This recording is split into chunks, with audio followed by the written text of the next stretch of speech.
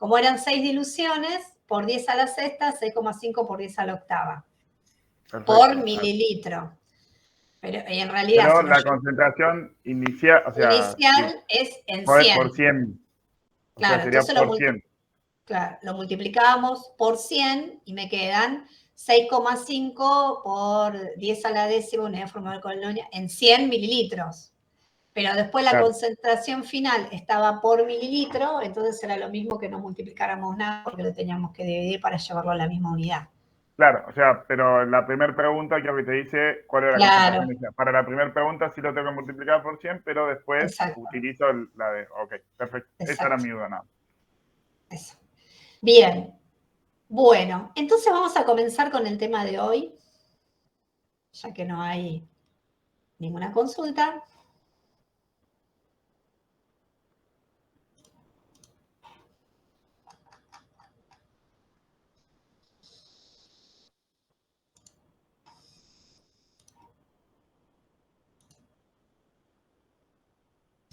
Bueno, habíamos dicho que nos encontrábamos, ¿no? Cuando estábamos en nuestra práctica de laboratorio a bacterias en distintos estados fisiológicos, ¿no? La célula puede estar dañada, puede estar formando parte de biofilms, puede tratarse de células que son viables, pero no son cultivables en las condiciones de mi ensayo.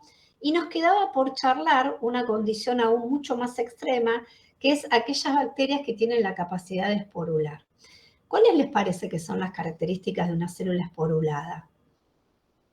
¿Qué condiciones le da o qué ventajas o qué desventajas le proporciona a una bacteria la capacidad de esporular?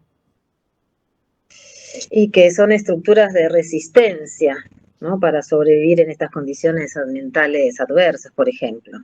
Perfecto. Sobreviven ante condiciones ambientales que pueden ser cualquiera de los factores intrínsecos o extrínsecos que habíamos nombrado al principio de la clase, ¿se acuerdan? ¿Cuáles les sugieren? ¿O cuáles se les vienen en mente? Una bacteria puede esporular ante una condición extrema ¿de qué?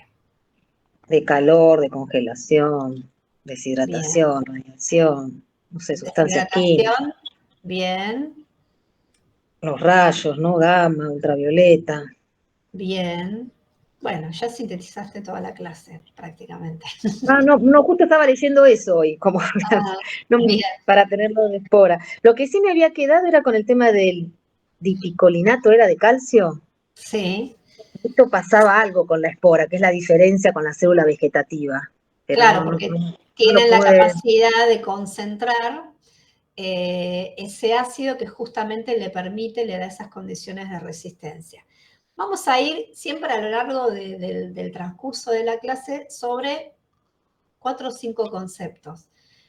Vamos a ver primero cuáles son las características distintivas que tiene una célula esporulada en relación a una célula vegetativa, cuáles son las bacterias que tienen la capacidad de esporular, ¿recuerdan? ¿O lo charlamos la clase pasada? ¿Tienen idea de qué grupos de bacterias tienen la capacidad de esporular?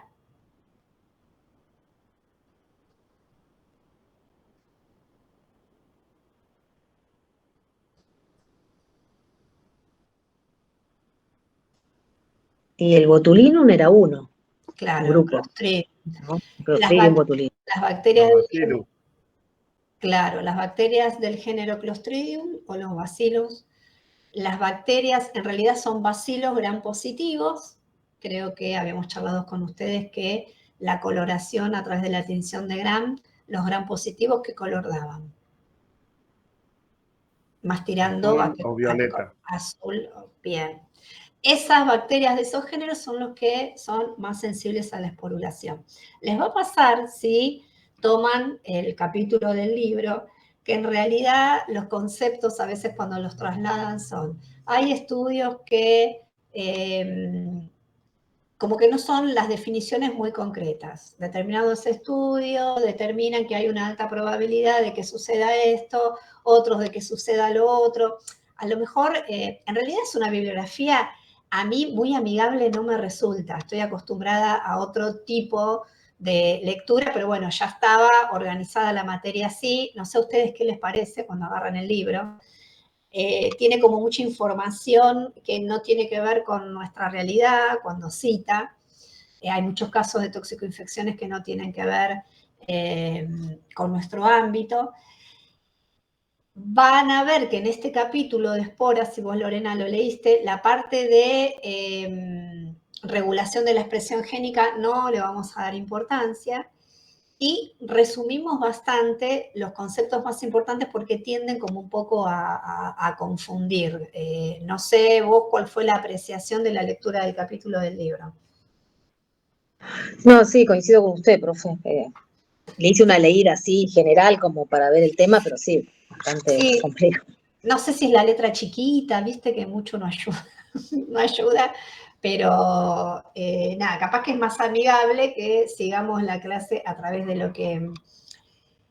de las diapositivas, y cualquier cosa, si no comprenden el enlace de lo que estamos diciendo en la diapositiva, sí, vayan al libro. Después, la última parte del capítulo la vamos a levantar cuando veamos toxicoinfecciones alimentarias, porque me parece que el capítulo es la parte que está como más amena, desarrollada, donde empieza a contar ejemplos de qué alimentos se desarrollan este tipo de bacterias. Bueno, vamos a sumar a las características que comentó Lorena estas otras. Bien, ¿qué es lo que sucede cuando una bacteria viable comienza su transición hacia la esporulación? Lo que sucede a priori es una división celular, ¿sí? ¿Vieron que en una división, en una fisión, vieron que las bacterias se reproducen por fisión binaria? Se reproduce el material genético, se crea un tabique en el medio y hay justamente una división que es igualitaria para ambas células. En este caso pasa lo contrario. Lo que sucede en el proceso de formación de la espora, cuando se lleva a cabo esa división, esa fisión binaria, hay una división celular desigual. En cuanto a los compartimentos estamos hablando, ¿sí? Se crea una preespora y una célula madre. Se dice en esta instancia que estamos en presencia de una endospora porque esta espora se encuentra en el interior, como si la fagocitara la célula que le está como dando origen. Por eso estamos hablando de una endospora, porque está dentro de la célula madre. ¿Cuál es la característica morfológica principal? ¿Sí? En las esporas, es que justamente todas esas características de termoresistencia, de tolerar tratamientos con calor, sin llegar a la letalidad, ¿no? Obviamente, va a estar determinada porque se forman dos capas. Las más importantes son el córtex y la capa de la cubierta. El córtex es una capa que en realidad son macromoléculas, son peptidoglicanos, estas macromoléculas están formadas por péptidos y por azúcares, por eso es que reciben el nombre de peptidoglicanos. Y la otra capa, a la que denominamos capa de la cubierta, son distintos tipos de proteínas típicos de las esporas. Pero en realidad la espora también, la composición química de cada una de estas dos capas va a depender de la espora del microorganismo del cual estemos hablando, ¿sí? Pero básicamente son proteínas de distinto tipo o peptidoglicanos. ¿Qué es lo que origina justamente la formación de una espora a partir de una célula viable? Va a estar inducida por la falta de nutrientes, por el agotamiento de uno, o por el pasaje de una célula en fase exponencial a un medio de cultivo que justamente tenga la carencia de algún nutriente primordial como para que se reproduzca, es decir, una fuente de carbón, una fuente de nitrógeno o una fuente de fósforo. O también va a inducir la formación de una espora la presencia de un inhibidor en la síntesis del nucleótido de guanina. ¿Se acuerdan que cuando vimos síntesis de proteínas, ¿no?, en biología, justamente partimos de una primera fase que es la transcripción? Necesitamos formar una molécula de ARN a partir de distintos nucleótidos. ¿Se acuerdan que había un nucleótido de timina, guanina, citosina, ¿sí? En el ADN. Justamente puede inducir la esporulación, la presencia de algún inhibidor en la síntesis de alguno de estos nucleótidos necesarios para después sintetizar los ácidos nucleótidos que necesitemos para o formar ARN o llegar a la síntesis de alguna proteína o para duplicar ese mismo ADN en la etapa de crecimiento de la espora o en la etapa de pasar a la instancia de célula vegetativa.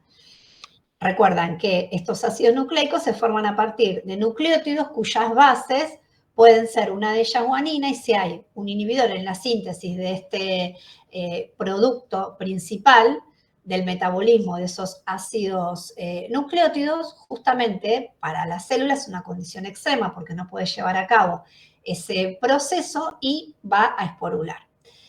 Las etapas de la esporulación consisten en una expresión ordenada de genes y sincronizada, ¿sí? Sincronizada en el tiempo, porque de acuerdo a la etapa en la cual se esté, de acuerdo a la fase de esporulación en la cual se encuentre, se van a expresar algunos genes y otros genes no. Por más que estamos en presencia, la espora, el fin último, después llegar a ser una célula vegetativa. Esa célula vegetativa va a tener las mismas características morfológicas y fisiológicas que la célula que le dio origen, que la célula a partir de la cual se generó la endospora. Si bien, por lo tanto, va a ser el contenido genético va a ser exactamente el mismo. ¿Qué va a diferenciar lo que pasa en la célula vegetativa o lo que pasa en la preespora? Es la fase en la cual se encuentre. Se van a expresar para determinadas fases algunos genes, ¿sí?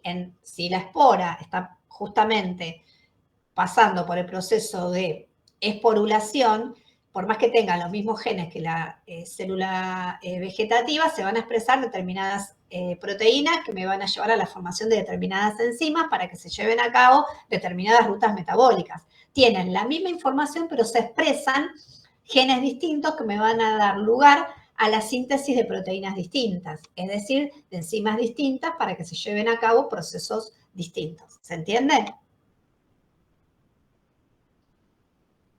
Sí, perfecto. Sí. Bien, ¿qué pasa en las esporas? Hay acumulación de ácido dipicolínico, ¿sí? DPA. También hay acumulación de cationes divalentes.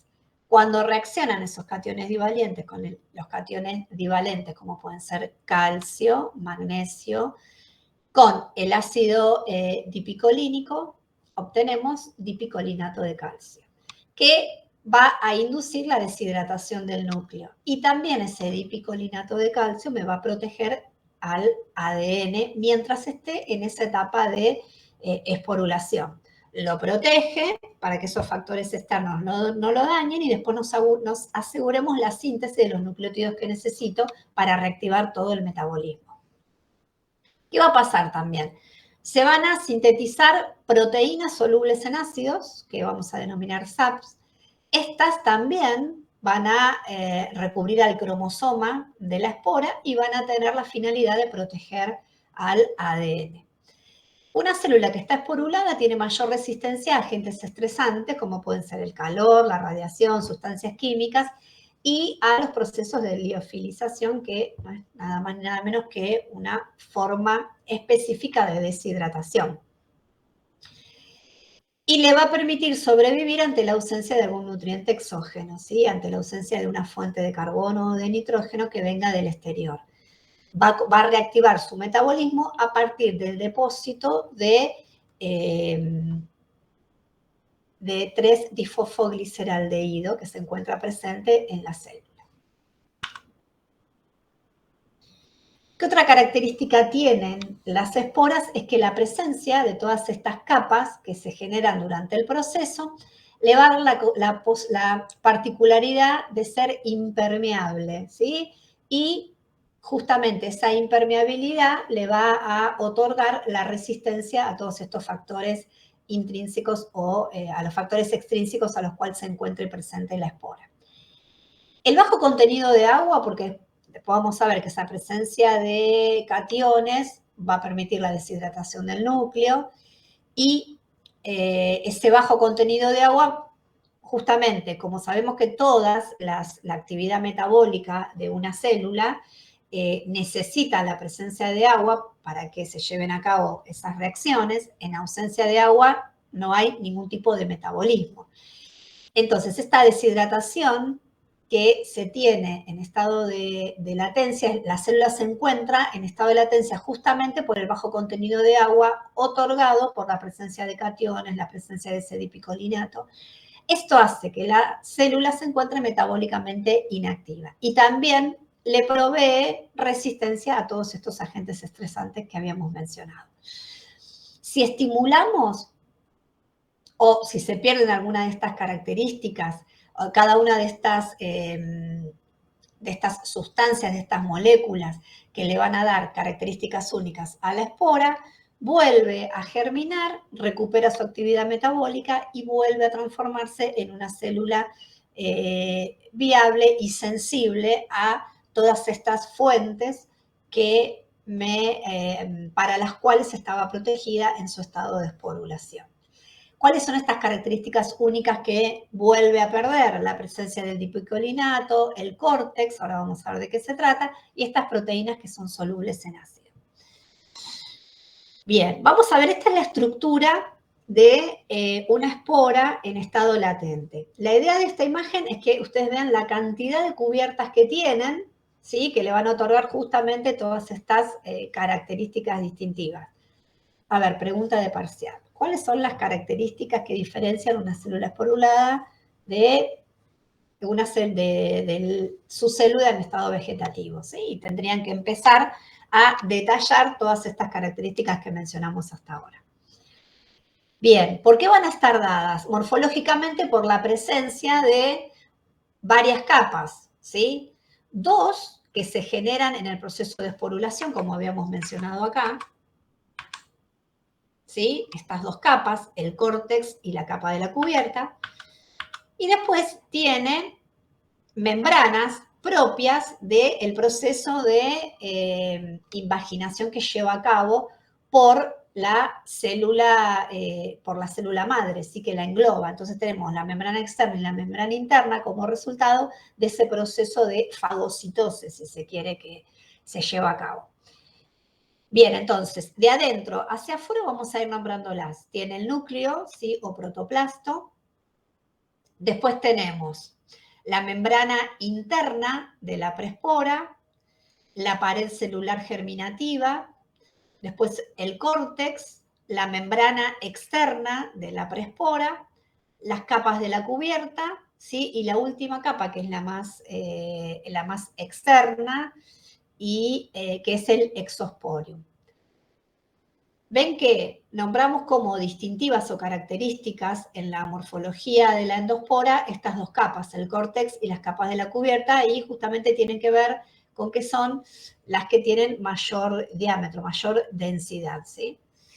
Bien, entonces, acá vimos la morfología de la estructura de una espora. Ahora vamos a ir viendo las distintas etapas, las distintas fases por las cuales pasa una célula en estado vegetativo hasta lograr transformarse en su espora. Vamos a verla desde dos aspectos. Primero, viendo cuáles son las etapas, muy sintéticamente, cuáles son las etapas por las cuales pasa, y después, en cada una de estas etapas, cuáles son las cubiertas que se van generando, y después recién vamos a ir a la imagen que está presente en el libro y vamos a ver en qué etapa aparecen las características que mencionamos, ¿sí? Como para que sea un poco más ameno. Porque la verdad la imagen que estaba en el libro es en blanco y negro, me pareció como medio tediosa, entonces nos vamos incorporando en el concepto, ¿sí? Desde tres lugares distintos. Primero, viendo la espora a nivel su morfología. Bien.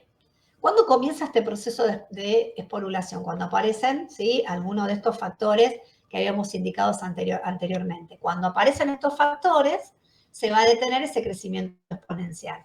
Por ejemplo, puede ser una señal la limitación de algún nutriente en el medio de cultivo o pasar de una bacteria que está en fase de crecimiento exponencial, en un medio de cultivo donde tiene justamente todas estas propiedades, tiene la concentración que necesita de carbono, nitrógeno y de fósforo, lo pasamos a un medio de cultivo donde justamente le falte alguno de estos nutrientes limitantes. ¿Cuáles son las etapas por las cuales pasa las fases de la formación de la espora? ¿Sí? Las distintas etapas por las que pasa una célula vegetativa hasta que se transforma en espora son 7 fases. Ahora vamos a ver estas fases a nivel del gráfico. ¿Sí? Bien. Esta es la fase 0, ¿sí? Que es la que está detallada acá, donde la célula en realidad ya llevó a cabo, ¿cómo se llama este proceso en la cual la célula vegetativa tiene 2 cromosomas?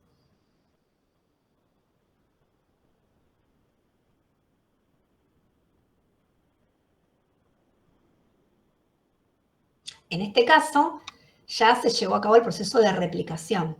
Tenemos el cromosoma bacteriano, es un cromosoma circular, ¿sí? Si la célula se va a dividir para llevar a cabo una etapa de la fusión binaria, o en este caso, se va a producir esta distribución desigual del material genético para que se lleve a cabo la esporulación, previamente tuvo que haber pasado por la fase de replicación. Esa es la fase 0. ¿Sí? Esta célula ya tiene los 2 cromosomas bacterianos. Vamos a leerlo desde acá primero. Después tenemos la fase 1, donde ese cromosoma, ¿sí? Se organiza en un filamento axial, ahora lo vamos a ver en la imagen, se invagina, ¿sí? Se forma el septum en el medio, se invagina y se produce la separación en esos 2 compartimentos desiguales. Se engloba, la célula madre engloba a la prespora y se empiezan a formar las capas, se empieza a formar la corteza, se empieza a formar las cubiertas, después pasa por una etapa de maduración de la espora y la última etapa es cuando esa espora se produce la lisis de la célula bacteriana y se libera la espora ya madura. Vamos a verlo acá a través de una imagen. Acá tengo el cromosoma bacteriano que está duplicado, ¿sí? Se organiza en un filamento axial. ¿Se acuerdan que en nuestro caso, cuando las células son eucariotas, se condensa ese ADN en cromosomas? En este caso, miren cómo se organiza. Se organiza en un filamento axial. Se lleva a cabo una división asimétrica, ¿sí? De ese cromosoma, dando lugar a la prespora y la célula madre. La célula madre envuelve, ¿sí? A la prespora. En la etapa cuarta se forma, ¿sí? El córtex, se van a empezar a formar cada una de las membranas que determinan morfológicamente que estamos en presencia de una espora. Vamos a verlo a través de en qué etapa se forma cada una de estas membranas. En la fase 1 tenemos las 2 moléculas, se forma el filamento axial. En la fase 2, ¿sí? Se forma el septum, que es este tabique que me va a permitir esa distribución desigual, se invagina y se septa, como habíamos leído. En la fase 3 se engloba y en esta fase es donde la prespora aparece rodeada por la membrana interna y la membrana externa. Es donde se originan estas 2 membranas que forman parte de la espora. En la fase 4 es cuando se forma el córtex y la pared celular. Y en la fase 5 es cuando se forman las capas de la cubierta. Entonces, entre la fase 4 y la fase 5 se llevan a cabo estas 2 capas, una de proteínas, ¿sí? Las capas de la cubierta, y la otra de peptidoglicano, que le van a dar las características distintivas a esta célula. Bien, recién ahora me parece como que está bueno ver en cada una de las fases cuál es la característica que aparece. Vimos, en esta primera imagen que me pareció más didáctica porque tenía un poco de color, ¿sí? Cómo se va modificando la célula hasta llegar a la espora. Se organiza el ADN, se distribuye desigual, se engloba y se empiezan a formar los capas. A través de esta imagen, ver en cada una de las fases, ¿sí?, cuál es la capa que se forma. Importantes, la fase 3, las dos membranas internas y externas, y la fase 4 se forma la pared celular y el córtex. Y en la fase 5, la formación de las cubiertas. Luego se lleva a cabo la maduración de la espora y, por último, la liberación de la espora madura. Ahora vamos a ver la imagen que aparece en el libro para incorporar estas características que mencionamos en las dos primeras diapos de la clase de hoy.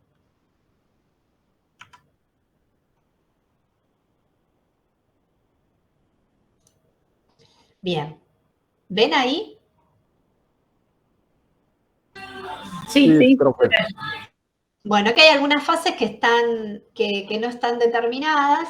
Hay algunos datos que figuran en el libro y que no se los comenté hasta este momento, pero como también esta imagen no me pareció como tan didáctica, pero sí me parece bueno porque resume todas las características que tienen acá y todo lo que pasa en el proceso de esporulación a nivel fisiológico, y aparecen esos cationes, esas sales, que van a determinar esas características finales. Acá repetimos, en la fase 0 ya tenemos el material duplicado, se forma este filamento, la formación de este filamento axial. En la bibliografía dice que hay indicios de que la síntesis de determinadas enzimas como la amilasa, proteasa o la síntesis de antibióticos por algunas bacterias, la síntesis de los componentes o de las macromoléculas que me van a determinar los filamentos que están implicados en la motilidad, pueden llegar también a incidir, a desencadenar este proceso de esporulación. Pero bueno, son como todas, hay estudios que pueden inferir que esto pudo haber sido por... bien, entonces, después que se lleva a cabo la formación del septum, que no está acá, y habla del movimiento de las membranas hacia los extremos, ¿sí? Hay una fase 2I, una fase 2, 3I, habla de la formación de la síntesis de una enzima que es la fosfatasa alcalina, también presente típica en el proceso de esporulación. Empiezan a formarse, ¿sí?, las capas que envuelven a la endospora, y acá empiezan a aparecer las características típicas que tienen la espora. Habla de la síntesis del córtex, la síntesis de una enzima deshidrogenasa, la formación de la pared celular germinativa, la concentración de las proteínas solubles en ácido, hay un descenso del pH de la preespora. Esto le va a permitir ser más resistente al UV, mayor resistencia a agentes químicos, y empiezan los procesos de deshidratación de la preespora. En la transición de la fase 4 a la fase 5, ¿sí?, se potencian todas estas características, se sintetizan y se ensamblan las proteínas de las capas de la cubierta, ¿sí? Vieron que... no está acá.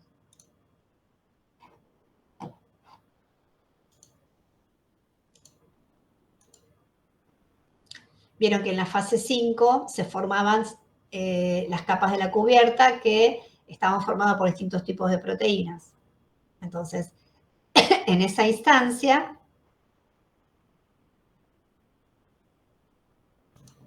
es cuando se empiezan a sintetizar esas proteínas. Sigue aumentando la resistencia química, la deshidratación de la preespora, la resistencia a la radiación, y en el pasaje de la fase 5 a la fase 6 empieza, ¿sí?, a acumularse el ácido dipicolínico y los cationes divalentes, como pueden ser calcio y magnesio, y formarse el dipicolinato de calcio, que le va a producir esa protección al ADN. Sigue aumentando la resistencia química, la deshidratación, aparece la refractabilidad que tienen las esporas. Si nosotros vemos al microscopio una espora, vamos a ver como brilla, ¿sí? Porque se produce la refracción de la luz, y en esa instancia, en la fase 7, ya la espora está totalmente inactiva. Como última instancia, se empiezan a sintetizar enzimas responsables de la lisis de la célula madre y se lleva a cabo la liberación de la espora. Ya no es más una endoespora, sino encontramos a la espora en estado libre. ¿Cuáles son las dos capas que se mencionan en la imagen? Tenemos el núcleo. En el núcleo es donde va a estar concentrado el ADN, va a estar protegido por las altas concentraciones de DPA y las altas concentraciones de estos cationes. Va a estar totalmente deshidratado y va a estar protegido por este córtex y estas capas de la cubierta.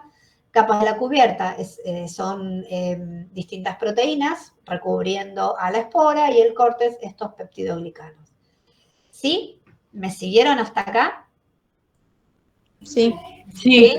Como la idea era como abordarlo desde 3 lugares distintos para que no sea tan tedioso, ver primero en la imagen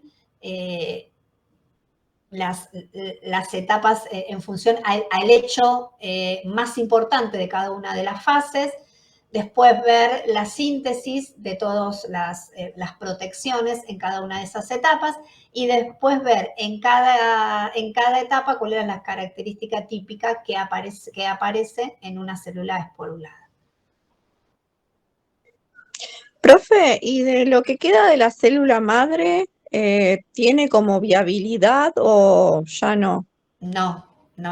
La lisis es la ruptura. Ya cuando una célula Sí. hay ruptura de la claro. membrana plasmática, ahí ya se libera el contenido, está totalmente en un estado de apoptosis, si se quiere, ¿sí? Sí, la apoptosis, la muerte celular, sí. Claro, no lo había pensado, sí. Claro. Acá hay muerte celular porque se altera justamente el hecho de pierde las propiedades. La membrana es esa barrera con el entorno. Sí. Claro, no lo había pensado por ese lado. Como todavía se ven los gráficos que queda material genético, digo, quizás había alguna posibilidad como... Sí, lo que va a pasar es que cuando hacemos una tinción nosotros vamos a hacer, el primer trabajo práctico es un trabajo práctico de aguas. Después vamos a hacer un trabajo práctico en el cual la idea es que vean anaerobios esporulados. Entonces les voy a pedir, hasta hace poco estábamos haciendo una muestra de mermelada, ahora les voy a pedir que traigan una bandejita de esas bandejitas de verdura que se compran en la verdulería, ¿sí? Donde ahí en realidad la cantidad de esporulados es mayor, porque en realidad su hábitat natural es suelo, tierra. Entonces es un alimento que probablemente tenga presencia de esporulados. Y vamos a hacer un recuento de anaerobios, ¿sí? Clostridium, anaerobios sulfito-reductores. Estas bacterias esporuladas, hay algunas que tienen la particularidad de reducir el sulfito que tiene el medio de cultivo a sulfuro. Vamos a usar un medio de cultivo que tenga las propiedades nutritivas para poder recuperarlo. Vamos a usar un alimento donde podemos inferir que hay algún esporulado, y vamos a hacer este tratamiento de inducir el pasaje de la fase de esporulación a la célula vegetativa, porque si está esporulada, lo primero que tiene que sucederle a esa espora es activarse, ¿sí? Eliminar todas estas capas de protección que tienen, que hacen que se mantenga viva en un ambiente en un ambiente extremo, en un ambiente tóxico, si se quiere, para ella, y la vamos a activar, ¿sí? Con un shock térmico a 80 grados, 1 o 2 minutos. Y después recién ahí hacer el recuento, ¿sí? A ver si obtenemos un recuento mayor en presencia o no de ese shock térmico.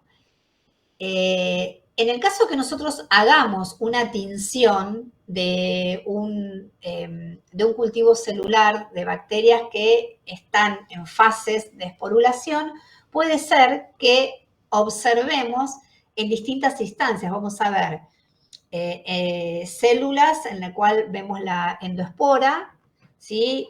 En este estado.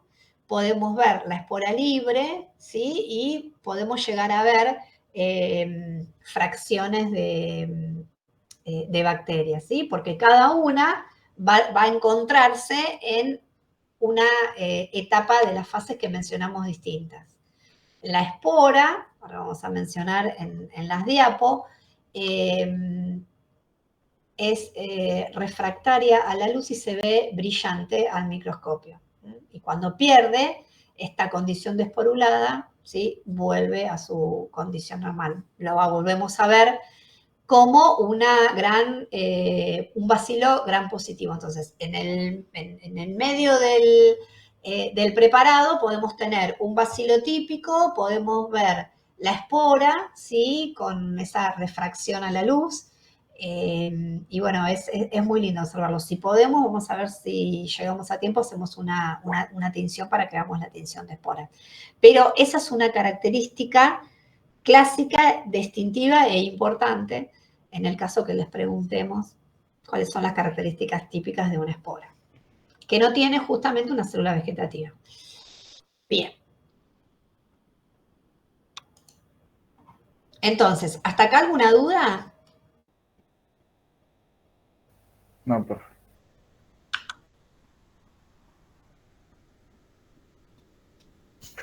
Dijimos que las esporas son resistentes, ¿sí? Resistentes a tratamientos térmicos, a radiación, y vamos a ver qué le genera esa resistencia. Una espora se encuentra en inactividad metabólica. ¿Por qué les parece que está en inactividad metabólica con todo? Lo nombré así en el medio de la clase. ¿Cuál es la principal causa de que esté en inactividad metabólica, que esté en ese estado de latencia? Que el medio no es favorable para su reproducción y todos sus mecanismos. Claro, el medio no es favorable. El medio, como no es favorable, la bacteria esporula. Y al esporular, ¿cuál es la principal característica que hace que entre en inactividad metabólica?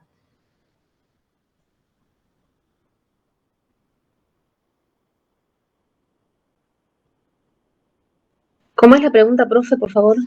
Una espora, ¿sí? Sabemos que está en un estado de latencia, en inactividad metabólica, ¿sí? Todas esas vías que les mostré al principio, creo que en la primera o en la segunda clase, están detenidas en el tiempo. ¿Y por qué les parece que una espora está en ese estado de latencia? ¿Cuál es la...? Sabemos que es porque está frente a algún agente hostil, ante un medio que no favorece su desarrollo. Bien, ante esa situación, la célula esporula. ¿Pero qué es lo que hace la célula? ¿Sí? Para que, como consecuencia de esa acción, entra en inactividad metabólica.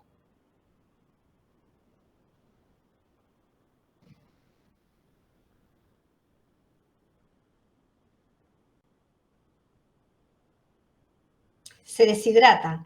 Al deshidratarse el núcleo, dijimos que todas las vías metabólicas se hacen en presencia de agua. Entonces, al deshidratarse, entra en inactividad metabólica. ¿Sí?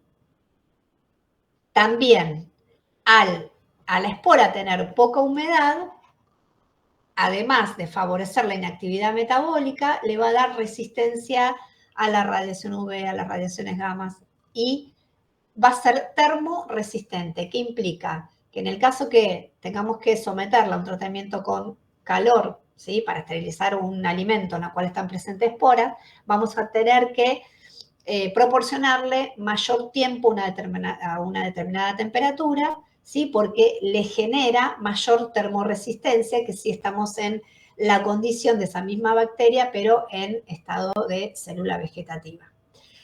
Entonces, la humedad le va a proporcionar una actividad metabólica para que esté, la poca humedad le va a proporcionar inactividad metabólica para que no se desarrolle ninguna vía metabólica y esté en esa fracción de la curva de crecimiento que llamamos fase de latencia. Por otro lado, ¿sí? Esa poca humedad, esa deshidratación, le va a permitir mayor resistencia a la radiación gamma. y también le va a generar termorresistencia ante un tratamiento térmico.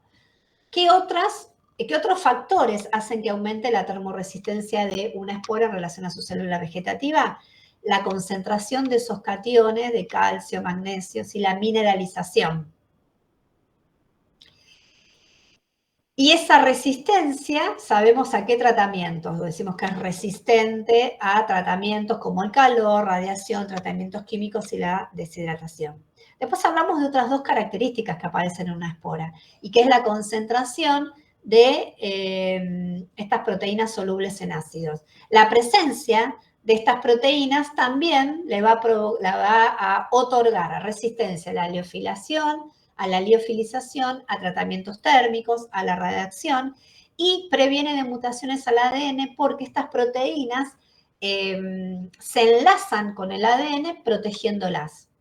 Entonces, ¿ahora qué hacemos? Estamos viendo estas características que mencionamos que tienen, o estos componentes que tienen las células esporuladas, ¿sí? Cómo interactúan con la termorresistencia, con la deshidratación, ¿sí? Después que vimos que una espora se generan, se sintetizan distintas cubiertas. Estas cubiertas le otorgan esa impermeabilidad. Son proteínas ricas en cisteína. Las cisteínas tienen enlaces sulfuros y aminoácidos hidrofóbicos como la alanina, la glicina, la leucina y la isoleucina. Estos aminoácidos que forman parte de esas capas de la cubierta, que dijimos que era una de las principales, le otorga impermeabilidad. ¿Por qué? Por la presencia justamente de estos aminoácidos con enlaces. Estos aminoácidos ricos en cisteína, estas cisteínas tienen mucha proporción de puentes disulfuro, y estos aminoácidos son hidrofóbicos. ¿Cuáles de ellos? ¿A cuál nos referimos? A la alanina, a la glicina, a la leucina y a la isoleucina. Al ser impermeables, ¿sí? Aumenta la resistencia a los distintos ataques químicos. ¿De cuál nos falta hablar? Del dipicolinato de calcio. ¿Cuál es la función principal? Estabiliza el ADN y lo protege, al igual que las proteínas solubles en ácidos. ¿Sí? ¿Ven que volvemos sobre lo mismo? Después relacionamos el componente que aparece, ¿sí? El componente químico, si es una proteína, si es un catión, si es una proteína que forma parte de la cubierta, cómo incide en las características de estas esporas. Algunas van a proteger el DNA, como es el caso del dipicolinato de calcio y las proteínas SAP. Otras le van a generar más termorresistencia, como es la deshidratación del núcleo, ¿sí? Y así sucesivamente. ¿Cuáles son las etapas por las cuales va a pasar? Hasta ahora vimos las fases para la esporulación. Ahora vamos a generar el camino inverso. Tenemos una célula esporulada que justamente se va a activar para germinar y crecer y pasar al estado vegetativo. El primer paso es la activación de la espora.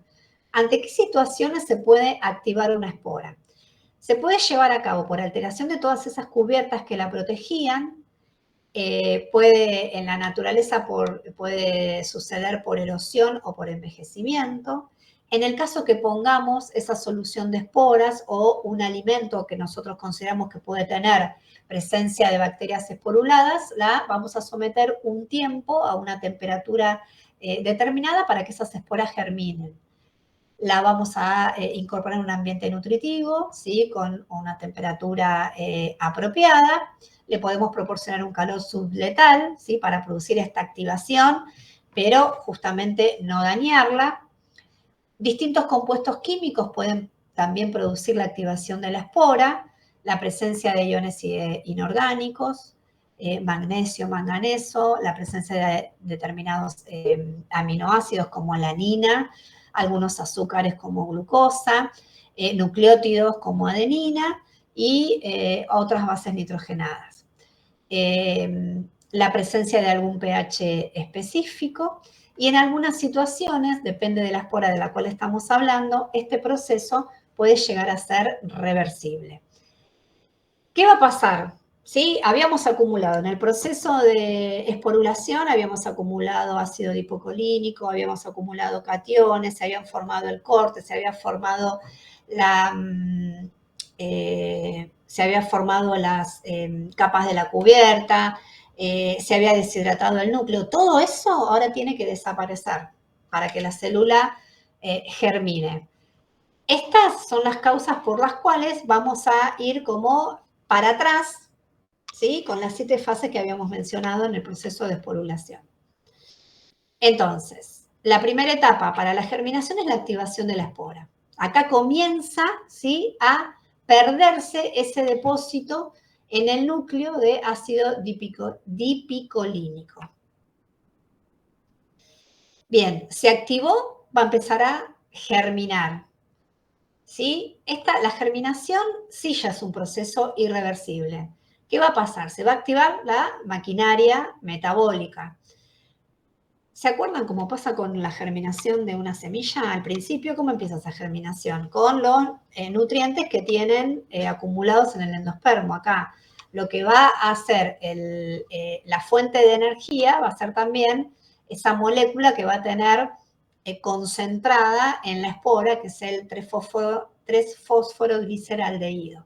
Esta primera etapa, la etapa de germinación, va a comenzar sin una fuente externa de nutrientes. Va a utilizar los depósitos de esta molécula. Este es un intermediario. Si vamos a la primera clase y vemos las 3 rutas metabólicas que yo les había nombrado, que partimos de glucosa y llegamos a piruvato o en algún caso, depende el tipo de fermentación, ácido acético y ácido láctico. En el medio encontramos, ¿sí?, esta molécula, ¿sí?, 3-fosforogliceraldehído, que a lo largo de todo el mecanismo vamos a obtener distintas concentraciones, distintas moléculas de ATP o NADPH, o NADH. Una vez que germina, ¿sí?, o se gasta este depósito, sí vamos a necesitar metabolitos exógenos, ¿sí? Vamos a tener que proporcionarle en el medio de cultivo estas fuentes de carbono y nitrógeno para que se pueda multiplicar. ¿Qué pasa cuando está en la etapa de germinación? Dijimos que se va a empezar a liberar los protones, esos cationes divalentes, va a continuar la liberación de ácido lipicolínico y se van a empezar a sintetizar enzimas porque tenemos que deshacernos de todas esas capas que se generaron, ¿sí?, del córtex, de las capas de la cubierta. Entonces vamos a empezar a sintetizar proteasas germinadoras, porque justamente son genes que se expresan en esta etapa, y van a degradar el córtex, que dijimos que es esa cubierta rica en peptidoglicanos, y van a empezar a lisar estas proteínas AP. Estábamos en una etapa de deshidratación total, en la etapa de germinación, ¿qué es lo que va a suceder? Va a empezar a aumentar el contenido acuoso. Al liberarse todas estas cubiertas, va a empezar a pasar agua al núcleo y se va a hidratar. Al hidratarse, ¿sí?, se van a empezar a regular las concentraciones a ambos lados de esa membrana, va a empezar a excretarse esos minerales que se habían acumulado en el núcleo, que iban a reaccionar con el ácido DPA, el dipicolínico. ¿Bien? Se van a empezar a expresar genes, se van a empezar a sintetizar proteínas típicas para este proceso de germinación. Por eso se dice que se van a empezar a expresar genes GER. Si se empieza a activar toda la maquinaria metabólica, ¿qué es lo que nosotros sabemos que necesitamos sintetizar? El ARN y proteínas para llevar a cabo distintos procesos catabólicos y anabólicos. ¿Para qué? Para producir enzimas, para sintetizar biomoléculas y empezar a generar estructuras. Hay que volver a formar esa pared que había desaparecido, típicas de las células bacterianas. y empieza a perdérsela, como se empiezan a perder todas estas capas, se empieza a perder la refractibilidad de la luz al microscopio, ¿sí? Bien, pasamos por la activación. Luego de la activación estaba la germinación y la última etapa es el crecimiento. Esta etapa, ¿cuándo va a finalizar? Cuando esa célula recuperó toda la estructura típica de una bacteria y lleva a cabo la primera división celular, ¿sí? Pasó el tiempo de multiplicación de esa célula.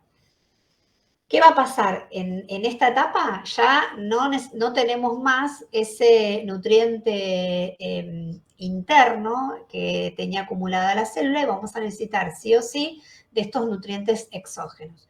Va a crecer el protoplasto, se van a sintetizar estas macromoléculas, aminoácidos y nucleótidos necesarios para ¿qué? Los aminoácidos para sintetizar proteínas y los nucleótidos para sintetizar ese ARN. Necesito ese ARN. ¿Para qué? Para poder sintetizar las proteínas que me van a dar lugar a las enzimas para activar todo el metabolismo celular. Se va a sintetizar nuevamente la membrana plasmática, la pared celular, ¿sí? Como consecuencia de la pared de la espora, ¿sí? Va a actuar como cebador para que se vuelva a generar la pared de la célula vegetativa. Y el ADN se va a replicar. Volvemos a la fase 0 del proceso de esporulación. El ADN se replicó y se lleva a cabo la primera división celular. Ahí es el fin de la etapa de crecimiento. De ahí en más, ¿sí? Se van a dar múltiples divisiones sucesivas y es lo que nosotros a partir de las cuales en el laboratorio podemos ver, a partir de esa célula que pasó del estado de esporulación, se activó, se desarrolló, creció, la vamos a ver a partir de una célula bacteriana, una unidad formadora de colonias, ¿sí? Es necesario en el laboratorio para poder visualizarla que atraviese todas estas etapas que nosotros estamos mencionando. Bien, a modo de síntesis, vemos en este cuadro todas estas características que nombramos y que distinguen una célula vegetativa, ¿sí? De una endospora. Vamos a ver que la tinción, si se trata de una célula vegetativa que todavía no esporuló, ¿sí? Va a ser típica de una gram positiva, en este caso un bacilo, con una tinción azul o violácea. En el caso de las endosporas ya vamos a ver la corteza y las cubiertas. Al microscopio las esporas son refráctil. ¿Qué es lo que tiene la endospora? Presente que no tiene la célula vegetativa. Tiene el dipicolinato de calcio, va a tener estas proteínas solubles en ácidos, va a tener una alta resistencia a agentes químicos, una alta resistencia a la desecación, resistencia al calor, resistencia a la radiación, va a ser resistente también a la actividad de distintas enzimas y no va a permitir, en el caso que esté esporulada, no va a permitir la penetración de los colorantes, por lo tanto no va a ser sensible a esos colorantes. Va a tener poco contenido acuoso, ¿sí? Y el pH va a estar un poco por debajo del pH citoplasmático normal. ¿Sí? Todas estas características. Perdón, profe, antes que siga, porque donde dice envoltura, que dice PC, donde dice endosporas, ¿qué significa PC? Porque después dice corteza y cubierta, ¿no? Si no leo mal. Claro, sí. Tiene esto es la composición química de la pared celular. Ah, gracias. PC sería pared celular. Sí, tiene la pared celular típica de las gram positivas, ¿sí? En el caso de las endosporas tiene la pared celular típica de las bacterias, pero eso se le suma también la pared de la corteza y de las cubiertas. Ahora no me sale el nombre. ¿Cuál es el componente mayoritario de la pared celular? ¿Los peptidoglicanos? Después lo buscamos. no me acuerdo bien la estructura química. Pero bueno, tiene, en el caso de ser una célula vegetativa, tiene la pared celular típica de las gram positivas, y en el caso de las endosporas, le sumamos la corteza y las cubiertas. ¿Sí? Profe, ¿la tinción era con verde de malaquita, puede ser? Sí, para ver solo esporas, verde de malaquita. Sí. Bien. La presencia de las esporas en la industria alimenticia, ¿por qué nos complica? ¿Sí? Habíamos arrancado la clase diciendo que nos complicaban las bacterias que estaban presentes en forma de biofilm, las bacterias que eran viables pero que no son cultivables, las bacterias que se encuentran dañadas, y después encontramos una forma más resistente, que es de lo que hablamos a lo largo de estos minutos, y que son las esporas, las bacterias que son capaces de esporular. ¿Qué nos complican? ¿En qué tipo de alimentos? En alimentos que tienen un bajo contenido ácido, envasados herméticamente y que son procesados al calor, y también en aquellos alimentos que se refrigeran porque hay bacterias esporuladas que se desarrollan a temperatura de refrigeración, ¿sí? Entonces, estos son los dos tipos de alimentos en los cuales hay que tener particular cuidado, porque pueden ser que las bacterias puedan esporular bajo estas condiciones.